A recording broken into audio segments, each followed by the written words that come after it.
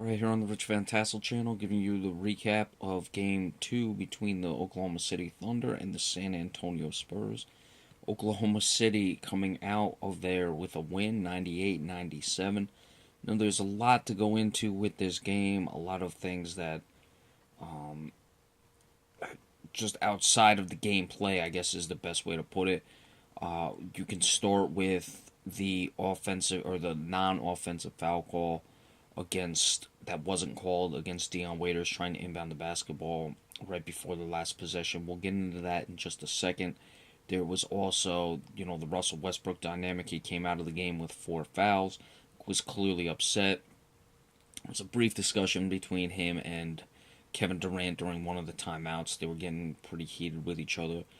If we're going to start with that, the conversation between the two of them, I don't really put much into it. These are two competitive guys who want to win, and they're seeing their lead slip away, so they're trying to figure it out, and things are going to get heated. Frankly, I'd be a bit disappointed if they're very casual with the conversation. I expect and I would like to see these guys show a little fire, so I'm not going to go into that. As far as coming out of the game, I can imagine Russell Westbrook wasn't happy about it, and he's taking his frustrations out on Billy Donovan. Is it right to do? No, but he's, this is what it is, man. He's not happy that he was out of the game in that situation. He did have 4 fouls, but you take it and move on. Now, the offensive foul call that wasn't made at the end of the game, for those who didn't see it, Dion Waiters was trying to inbound the ball. Oklahoma City was up 1. It was, about 6 or so seconds left. In that situation, the call was clearly missed. It's watching it. It didn't really even dawn on me. That there was an offensive foul until Chris Webber, who was announcing, said it after. I didn't even know what he was talking about. He kept saying there was an offensive foul, and I didn't know what he meant. Missed call. That's a situation where there's a lot going on the inbound, but the ref's got to be looking right at that. He's got to see it, so it's clearly just a miss. San Antonio did get the ball back, but they were in scramble mode. They did have time to take a timeout. They did have a timeout left. Now you can say, obviously, well, we got the ball, but it was a scramble situation. I can understand that.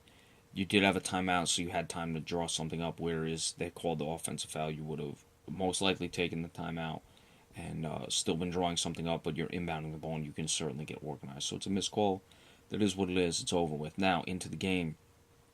Durant and Westbrook clearly came back from their awful game they had in Game 1.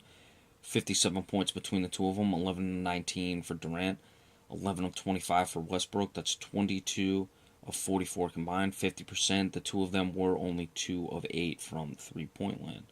Now, 48.1 total shooting percentage, 26.3 from behind the arc. They only made 5 3-pointers, so that's very impressive that they got the win.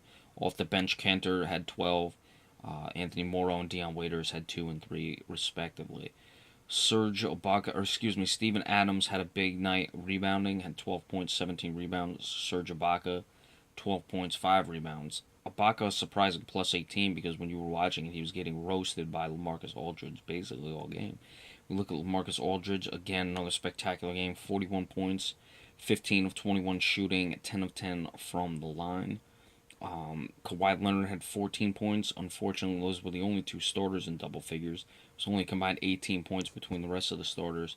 And off the bench, Ginobili had 11, and he was the only bench player who was in double figures. And LaMarcus Aldridge -4. I didn't even think that was even close. That Ibaka would be plus 18 and Aldridge -4 just based off watching the game, but that's what it was. San Antonio 42.6, 6 of 23 from behind the arc. They shot 11 of 13 at the line. Oklahoma City shot 17 of 21. So if you want to question the officials, that's fine. I didn't really see any bad calls on fouls that were going on outside of the no call on the offensive foul and the inbounds pass at the end of the game. But this game still for Oklahoma City, it's still become too much of Durant and Westbrook. There was a big 3 by Dion Waiters late in the game, but even that, it came off of Durant penetration. Now, a lot of teams run offense like that, So it was good to, it's good to see. And I'm not like looking at it as, oh, it's so terrible. And even when they get hoops, they're not doing anything right. That's not the case. I'm just saying that everything is run off Durant and Westbrook. I don't ever see these two guys in pick and rolls. At the end of the game, it was simply just pass the ball to Durant in the post. They've got to figure that out, and they've got to just run better offense. Now, we discussed this. I looked at Oklahoma City as only having the possibility of winning Game 7 in San Antonio as the only road game they would win in this series. San Antonio was 40-1, essentially 40-0 at home. Their only loss was when they didn't even really try at the end against the Golden State Warriors, which was the best team in the league. So what will happen here? Will Oklahoma City be able to finish this off in 6? Because I don't expect San Antonio to lose another road game. I almost look at this as detrimental to Oklahoma City.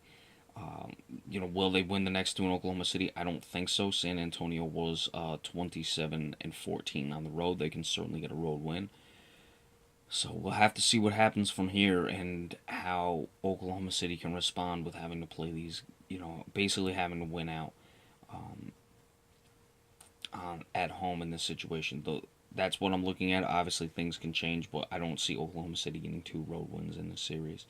So they have home court now, but I think San Antonio can win on the road. So we're going to have to see, but they'll move on from there. Hats off to Oklahoma City for coming back from that tough loss in Game 1.